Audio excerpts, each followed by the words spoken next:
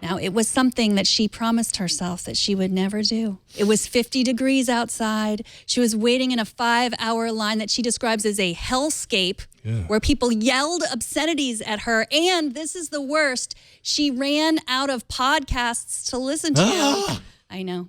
But Christina Warren got her 2 pairs of Snapchat spectacles, and she's here to tell us all about them. Welcome, Christina Warren from Gizmodo. Hello. You're not wearing them. I've got them. Hold on. Okay. Second. I just assumed if you waited all that time, you'd be wearing them all the time. I wear them 24/7. All right, let's put them on. I'll wear them this entire segment. How's that? I'm going to record myself right now so you can all see the whole thing. Good. We're being very meta right now, so if people want to follow me on Snapchat, you'll be able to see this in a few minutes. So was it worth it? I can't tell yet. I can't tell yet. I got them. So this was what I did last week. I did this on, I guess it was Thursday. And then I wrote my the line is a hellscape piece on Friday. I was a little bit under the weather this weekend, so I couldn't spend a ton of time with them. But you know what? For $130, let's put the cost of waiting in line aside, because there is like a real, opportunity cost. For $130, I have to say these are a really, really good little toy. These are a very cool gadget. They're very well made. Because, some people would easily spend $130 on glasses that didn't have a camera. No, totally. I've spent more than that on my Ray-Bans. Are these as good as my Ray-Bans? Are they as attractive as my Ray-Bans? No, but they look lamer, admittedly. People are definitely going to people in the subway this morning were definitely giving me weird looks. One thing I found, and I don't know if it's because they look different, if in New York people care less, or if we really have moved past the kind of privacy kind of debacle that happened with Google Glass. But I really tried hard to get people today to yell at me while I was wearing them in public and recording people, and no one would budge. Like, no one cared. No one cared. So now you cared. You said, you were quoted on a podcast saying you would never wait in this stupid line. Would never wait in line. I'm such a liar. But then they opened a so-called store. Now, I don't know. Describe what this store is and what changed your mind?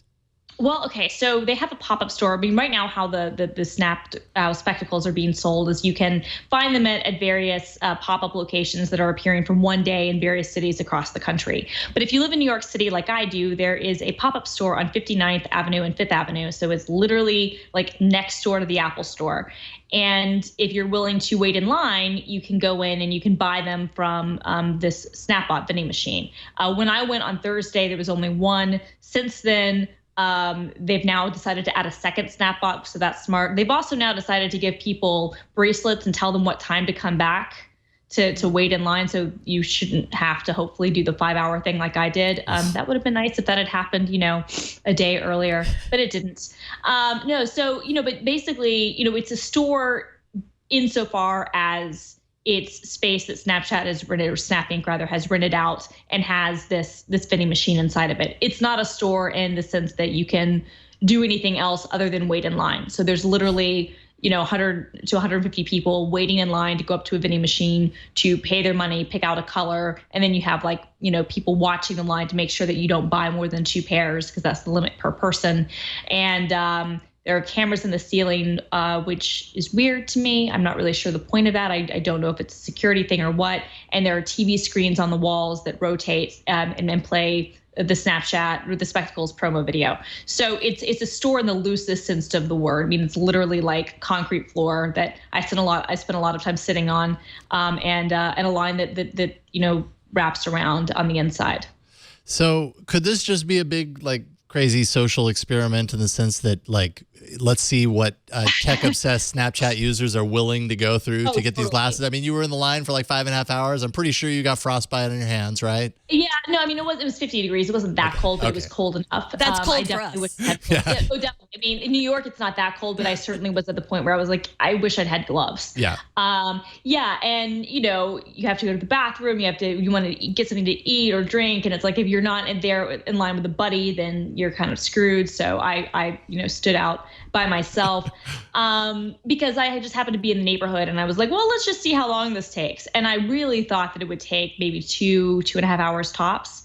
But once you're in line for like a certain period of time, once they've given you the wristband, once you've got the hand stamp, I mean, at that point, you've already invested a lot in the line. So getting out of the line, as idiotic as staying in the line is, getting out of the line would be even dumber. So there's like a certain point, I think up to like hour 1, you could leave the line and you'd be fine. I wasted an hour of my time, but I'm fine with it. After that, once they started passing out the wristbands, I was stuck until it was over, and so it wound up being 5 hours. But to your point, Jason, yeah, I think that it might just be a big social experiment of what are people willing to do. And if you look at the lines that were that have been continued to happen in New York City and that have happened in other parts of the country. There are a lot of dumb people, and there's a word I used for myself a lot that I won't say on this broadcast in my piece that I think that's kind of sums it up. I was like, yeah, this is what I am, and I've had to accept this about myself.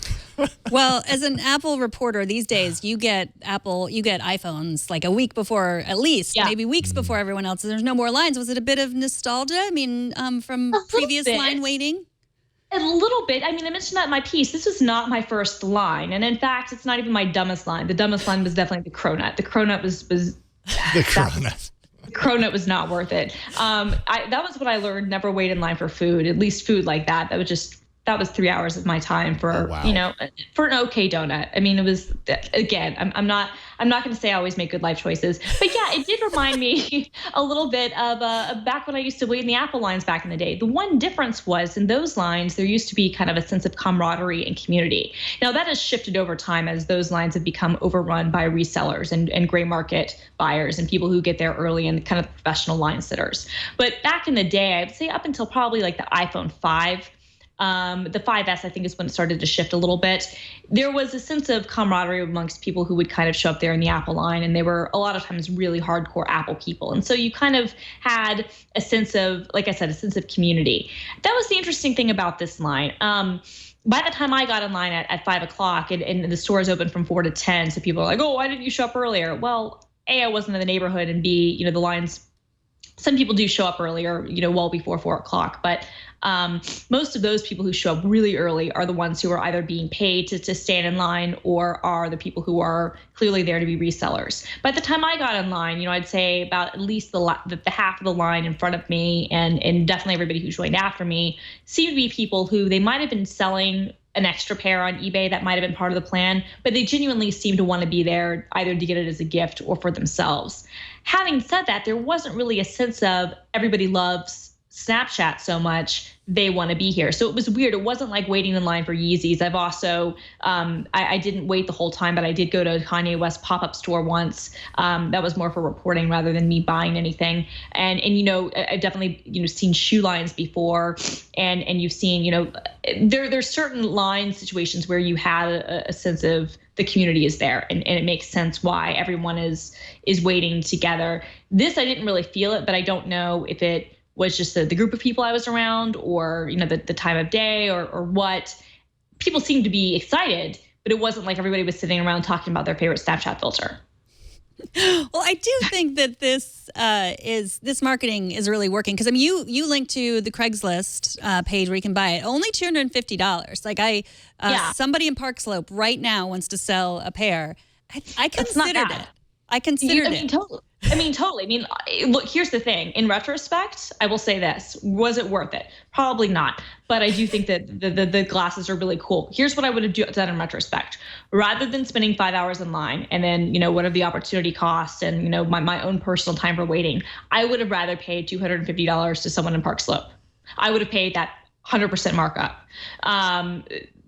To avoid the line. But I think you're right. The marketing is really on point because you can't get these things. And there's an allure about that. And of course, it's the Nintendo rule of scarcity because it's completely fake, false, artificial demand. Like they could, and even more so in this case, because as now there are 2 Snapbots in that store, but there was just one. And why not have 4? I mean, you've got an entire, store dedicated, retail space dedicated to this. You could presumably sell a lot more and a lot more quickly. The whole thing is about creating artificial scarcity to build hype so that people are excited by these things and will hopefully, yearn to get them. And the fact that it's rare makes it cooler I guess. I don't know.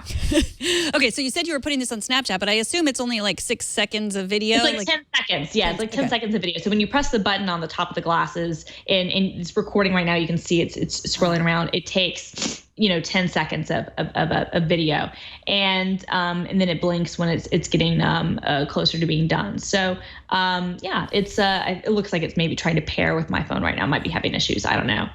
But yeah, it's the video quality is pretty decent. It's like 1080 by 1080, and you can upload in HD, which has a slightly better frame rate if you are willing to go through Wi-Fi rather than Bluetooth. And just little snippets. I think that in a lot of ways, this is what people wanted from Google Glass, at least in terms of the video recording stuff, but in a much more accessible package at a tenth of the price.